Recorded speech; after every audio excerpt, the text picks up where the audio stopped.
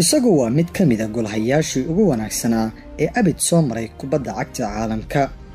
haddii uusan wadan lahayn koofida, malaha Chelsea kuma guuleysateen tartanka UEFA Champions League sanadii 2012. kani waa golhayihii hore ee kooxda Chelsea kan xilli ciyaareedkii dhamaaday kubadda cagta ka fariistay isaga oo ka tirsan Arsenal ee Peter Cech. haddaba miyaad ogtahay sababta uu Cech koofida ugu ciyaaro kubadda cagta mar walba? goormee ayuuse soo bilaabay inuu arrintani joogteeyo?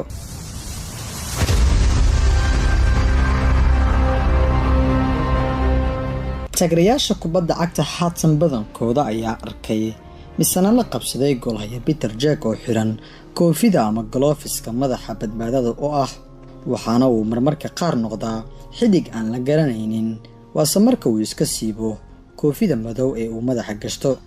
balse dad yar oo kaliya ayaa garanaya sida ay koofidiisa madow u badbaadiso nolosha Peter Cech marka uu garoonka ku dhex jiro. taasi waa ka ilaalinta golhayahan halyeeyga ah halista kaga imaan karta ciyaartoyda kale. haddii uusan koofida ku ciyaarinna waxaa mar walba imaan karta halis weyn, waxaana ay qisadan bilowgeeda ku laabanaysaa 13 sano ka hor.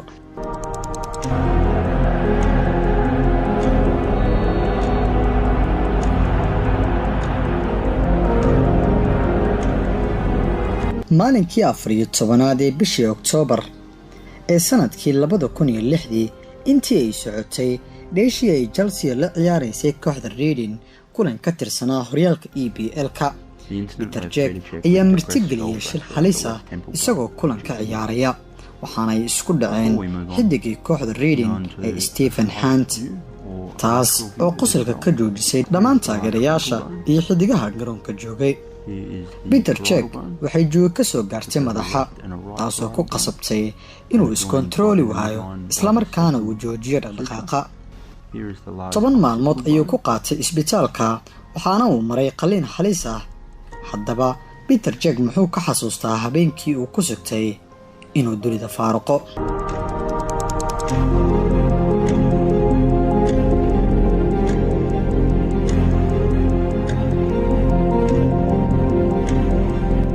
ma xasuusto wixii habeenkaasi dhacay, kaliya waxaan goordhow ka daawaday TV-ga. hadda waxaan ka fikirayaa waan diiradda saarayaa kaliya inaan si degdeg ah u soo laabto. muddo aan sidaasi u sii badnayn kadib, Peter Cech waxa uu soo laabtay isagoo ka wanaagsan sidii hore, balse sababta kaliya ee uu garoomada ugu soo laaban karay iyo xalka badbaadadiisa ayaa loo arkay inay tahay koofida ama gloveska badbaadada u ah madaxiisa. waa kan Peter Cech oo mar kale ka hadlaya cidda ku qasabtay koofida ama gloveska iyo in isagu uu jecel yahay in mar walba uu ku ciyaaro maadaama 13 sano laga joogo dhacdadaasi. anigu waan jeclaan lahaa inaan iska siibo haddii ay dadka farxad gelinayso iyo haddii kale. tani waa badbaadadayda. marmarka qaar si fiican ani ahaan wax uma maqlo. koofida waxay badi dabooshaa dhagahayga. dhakhtarka ayaana iiga digay inaanan ku degdegin inaan siibo mar walba oo aan ciyaarayo. haddii aan siibo koofidan aniga ahaan ma badqabo.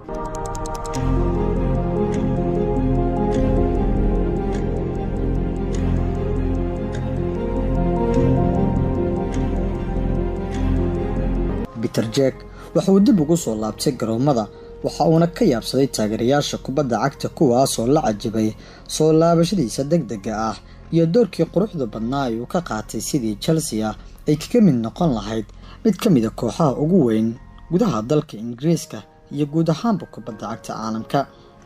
waxaana uu kooxda Chelsea ka saaciday hanashada tartamo badan sida 2 tartan ee qaaradda Yurub loogu jecel yahay heerka kooxeed ee UEFA Champions League iyo Europa League, 4 jeer oo Premier League iyo 4 kale oo tartanka cajuuska ah ee FA Cup-ka ah. weli waxa uu haystaa rikoorka xidiga ugu badan ee shabaqiisa ilaashaday kulamo xiriir ah horyaalka EPL-ka. waxa uu ku soo biiray Arsenal isaga oo ka soo tagay kooxda Chelsea oo uu ku sugnaa intii u dhaxaysay 2004 ilaa 2005, waxaana uu Chelsea u saftay tiro kulamo ah oo gaaraya 333 kulan, isagoo Arsenal sidoo kale ka tirsanaa intii u dhaxaysay 2015 iyo sanadan 2019 oo waayihiisa soo gabagabeeyay ku biiristiisii kooxda Arsenal ah iyo ka guuradiisii garoonka Stamford Bridge waxaa loo arkayay inay tahay jacaylka uu qabo magaalada London iyo inuusan ka dhex bixin. Ogow dib ayuu ugu laabtay hadda Blues si uu jago lagu maamuusay uga qabto.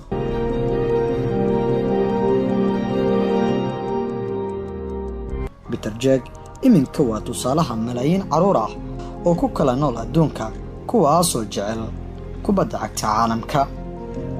Magacaygu waa Shaafici Maxamuud Nuur Shaafinho. aad iyo aad ugu mahadsan tahay daawashada muuqaalkan.